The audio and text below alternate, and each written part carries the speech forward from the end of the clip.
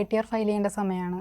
അപ്പോൾ ഇപ്പോൾ പല ആൾക്കാരും ഇപ്പോൾ ITR ഫയൽ ചെയ്തിട്ടുണ്ടെങ്കിലും അതിനെക്കുറിച്ചുള്ള നോളേജ് ഭയങ്കര കുറവാണ്. അപ്പോൾ ആരൊക്കെയാണ് ഇപ്പോൾ ITR ഫയൽ ചെയ്യേണ്ടതെന്ന് സാർ പറയുമോ? ഇൻകം ടാക്സ് നിയമത്തിനകത്ത് 2 തരം സ്കീമുകളാണ് ഇപ്പോൾ നിലവിലുള്ളത്. ഒരു സ്കീം ഓൾഡ് ടാക്സേഷൻ സ്കീം എന്നും രണ്ടാമത്തെ സ്കീം ന്യൂ ടാക്സേഷൻ സ്കീമും എന്നുമാണ് പറയപ്പെടുന്നത്. ന്യൂ ടാക്സേഷൻ സ്കീം ആപ്ലിക്കബിൾ ആയി തുടങ്ങിയത് ഇന്ത്യയിൽ 2020-21 സാമ്പത്തിക വർഷം മുതലാണ്. ഓൾഡ് സ്കീമിൽ ഇൻകം 2.5 ലക്ഷത്തിന് മേളിലാണ് ഇൻകം കൂടുതലുള്ളതെങ്കിൽ അദ്ദേഹം ഇൻകം ടാക്സ് റിട്ടേൺ ഫയൽ ചെയ്യേണ്ടതാണ്.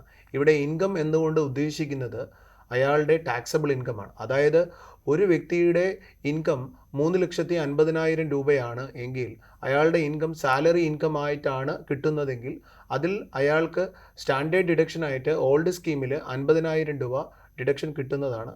ആ ഡിഡക്ഷൻ കഴിഞ്ഞതിന് ശേഷം ഉള്ള ഇൻകം എമൗണ്ട് എന്ന് പറയുന്നത് 3 ലക്ഷം രൂപയാണ്. ആ 3 ലക്ഷം ഉള്ള ഒരു വ്യക്തി ഇൻകം ടാക്സ് റിട്ടേൺ കൃത്യമായിട്ടും ഫയൽ ചെയ്യേണ്ടതാണ്. അതേപോലെ തന്നെ new taxation scheme applicable from 2021 financial year തൊട്ട് ആപ്ലിക്കബിൾ ആണ്. ഈ വർഷം 3 ലക്ഷത്തിന് മേളിലാണ് അയാളുടെ ടാക്സബിൾ ഇൻകം ഉള്ളതെങ്കിൽ അദ്ദേഹവും ഇൻകം ടാക്സ് റിട്ടേൺ ഫയൽ ചെയ്യേണ്ടതായിട്ട് വരുന്നു. അപ്പോൾ income ടാക്സിനകത്ത് there are 2 types of taxation scheme is available. One is old taxation scheme and the second one is called new taxation scheme.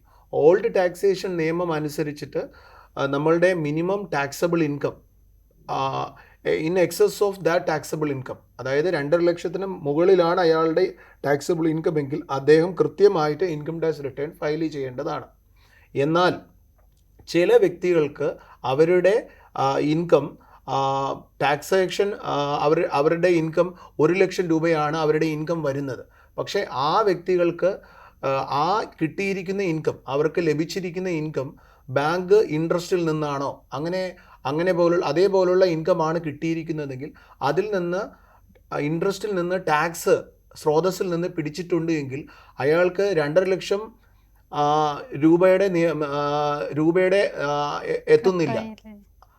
എന്നാൽ പോലും അദ്ദേഹം ഇൻകം ടാക്സ് റിട്ടേൺ ഫയൽ ചെയ്യാൻ ബാധ്യസ്ഥനാണ്. കാരണം അദ്ദേഹത്തിന് income tax return refund തിരിച്ചു കിട്ടണമെങ്കിൽ income tax return mandatory ആയിട്ട് ചെയ്യേണ്ടിയിരിക്കുന്നു. ഏതൊക്കെ രീതിയിലാണ് നമ്മൾ ഇൻകം ടാക്സ് ഫയൽ ചെയ്യേണ്ടത്? ഇൻകം ടാക്സ് റിട്ടേൺ ഇപ്പോഴുള്ള നിലവിലെ സമ്പ്രദായം അനുസരിച്ചിട്ട് ഇലക്ട്രോണിക് ആയിട്ട് മാത്രമേ നമുക്ക് ഇൻകം ടാക്സ് റിട്ടേൺ ഫയൽ ചെയ്യാനായിട്ട് സാധിക്കുകയുള്ളൂ.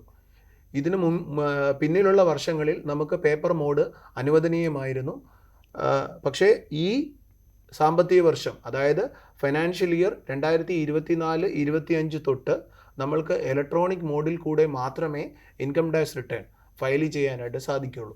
ഇലക്ട്രോണിക് മോഡ് എന്നതുകൊണ്ട് ഉദ്ദേശിക്കുന്നത് ഇൻകം ടാക്സിൻ്റെ ഫയലിംഗ് പോർട്ടലുണ്ട്, www.incometaxefiling.gov.in എന്ന് പറഞ്ഞ പോർട്ടലുണ്ട്. ആ പോർട്ടലിനകത്ത് ഓരോ വ്യക്തിയുടെയും പാൻ കാർഡ് ആ പോർട്ടലിനകത്തേക്ക് ആദ്യം രജിസ്റ്റർ ചെയ്യുക. രജിസ്റ്റർ ചെയ്തതിന് ശേഷം അദ്ദേഹം അതിനകത്തേക്ക് ലോഗിൻ ചെയ്യുക. എന്നിട്ട് അതിൽ ഉള്ള ടാബ് ITR ഫയലിംഗ് മൊഡ്യൂളുണ്ട്. ആ ITR ഫയലിംഗ് മൊഡ്യൂളിൽ ഏത് ഫോമാണോ അദ്ദേഹത്തിന് ആപ്ലിക്കബിൾ ആയിട്ട് വരുന്നത് ആ ഫോം സെലക്ട് ചെയ്തിട്ട് അതിൽ ITR ഫയലിംഗ് ഓൺലൈൻ എന്ന് പറഞ്ഞ ഓപ്ഷൻ ഉണ്ട്. ആ ഓപ്ഷൻ സെലക്ട് ചെയ്ത് ഓൺലൈനായിട്ട് അദ്ദേഹത്തിൻ്റെ ഇൻകം എത്ര രൂപയാണ് എന്ന് തിട്ടപ്പെടുത്തി അദ്ദേഹം ഇൻകം ടാക്സ് റിട്ടേൺ ഫയൽ ചെയ്യേണ്ടതാണ്. സാർ ഇതിന് ഇപ്പോൾ ഫോമിനെ കുറിച്ച് പറഞ്ഞല്ലോ, അപ്പോൾ ഏതൊക്കെ ഫോംസ് ആണുള്ളത് ITRൽ? നിലവിൽ ഇന്ത്യയിൽ ITR 1 തൊട്ട് 7 വരെയുള്ള ഫോമുകളാണ് ആപ്ലിക്കബിലിറ്റി.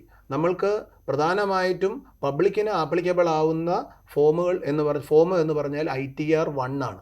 ITR 1 ഫോം കൊണ്ട് ഉദ്ദേശിക്കുന്നത് ഒരു വ്യക്തിക്ക് കിട്ടുന്ന ഇൻകം, ആ ഇൻകം സാലറി മുഖാന്തരമാണ് അയാൾക്ക് സാലറി ആയിട്ടാണ് ഒരു ഇൻകം കിട്ടുന്നതെങ്കിലോ, ഇല്ലെങ്കിൽ അദ്ദേഹത്തിന് പെൻഷൻ ആയിട്ടാണോ ഇൻകം കിട്ടുന്നതെങ്കിലോ, അതേപോലെ തന്നെ അദ്ദേഹത്തിന് സ്വന്തമായിട്ടൊരു വീടുണ്ട്, ആ വീട് വാടകയ്ക്ക് കൊടുത്ത് കിട്ടുന്ന ഒരു ഹൗസ് പ്രോപ്പർട്ടി, അതായത് സ്വന്തമായിട്ടൊരു വീടുണ്ട്, ആ വീട് വാടകയ്ക്ക് കൊടുത്ത് ആ വാടക ഇനത്തിൽ കിട്ടുന്ന ഇൻകവും, അതിനോടൊപ്പം അദ്ദേഹത്തിന് സേവിങ്സ് അക്കൗണ്ട് ഇൻട്രസ്റ്റോ, അതിനോടൊപ്പം അദ്ദേഹത്തിന് സ്ഥിര നിക്ഷേപത്തിൻ്റെ ഇൻട്രസ്റ്റോ ഇത്രയും ഉള്ളവരാണ് എങ്കിൽ അവർ ITR 1 എന്ന് പറഞ്ഞ ഫോമാണ് ഓൺലൈനിലായിട്ട് സെലക്ട് ചെയ്ത് അത് അവർക്ക് പ്രിപ്പയർ ചെയ്ത് അവരുടെ ഇൻകം കൃത്യമായിട്ട് നോക്കി തിട്ടപ്പെടുത്തിയിട്ടാണ് അവർ ഫയൽ ചെയ്യേണ്ടത്.